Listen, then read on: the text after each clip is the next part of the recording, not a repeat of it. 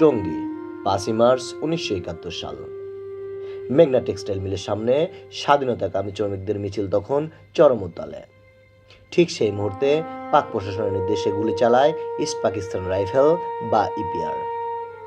ঘটনাস্থলে নিহত হন 4 জন, আহত হন অন্তত 25 জন।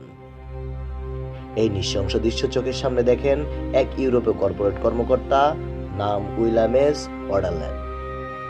পেশায় ছিলেন তিনি বাটা শু কোম্পানির ম্যানেজিং ডিরেক্টর। বাংলা তেমনটা তিনি জানতেন না বুঝতেন, কিন্তু স্বাধীনতাকামী এই মানুষের জাগ্রত অনুভূতি বুঝতে যেন ভাষাটা কোনো বাধাই ছিল না তার কাছে। আর এই ঘটনার পরপরই বদলে যায় ওয়াডারল্যান্ডের ব্যক্তিগত জীবন। দিনে ছুটটাই পড়া একজন নির্বাহী কর্মকর্তা, আর রাতে দুর্দর্শ এক গেরিলা যোদ্ধা। মুক্তিপাগল যোদ্ধাদের কাছে তিনি পরিচিত হয়ে ওঠেন আন্ডার ভাই নামে। কাঁধে স্টেন গান চাপিয়ে ব্রিজ কালভার্ট ভাঙার নেতৃত্ব দেন তিনি। তাই একমাত্র বিদেশি হিসাবে বাংলাদেশের 4র্থ সর্বোচ্চ সামরিক খেতাব বীর প্রতীক পেয়েছিলেন এই ওয়াডারল্যান্ড। তার যুদ্ধ কৌশল ছিল ভিন্ন। কর্পোরেট জব করার কারণে খুব সহজে যাতায়াত করতে পারতেন পশ্চিম পাকিস্তান ও ঢাকার সামরিক আঙিনায়। এই সুযোগ থেকেই কাজে লাগিয়ে ঢাকার সেনানিবাসে গড়ে তোলেন তার ঘনিষ্ঠ সম্পর্ক। লেফটেন্যান্ট কর্নেল সুলতান নেওয়াজ থেকে শুরু করে টিক্কা খান, রাও ফরমান আলী সহ শীর্ষ সামরিক কর্মকর্তাদের সঙ্গে ছিল তার ঘনিষ্ঠ সম্পর্ক। আর বিদেশি বলে কেউ তাকে তেমন সন্দেহ করত না।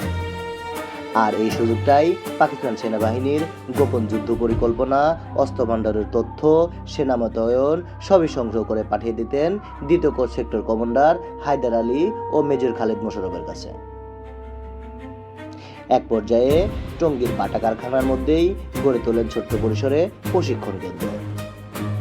সেখানে তিনি 2য় বিশ্বযুদ্ধের অভিজ্ঞতাকে কাজে লাগিয়ে তরুণদের কিভাবে গ্রেনেড নিক্ষেপ ও মাইন করতে হয় সেটি শেখাতেন।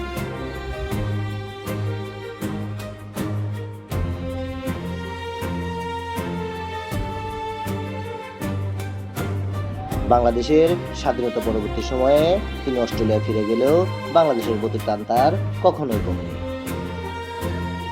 সম্মানের টাকাটা পর্যন্ত তিনি দান করে দিয়েছেন মুক্তিযোদ্ধা কল্যাণ ট্রাস্টে।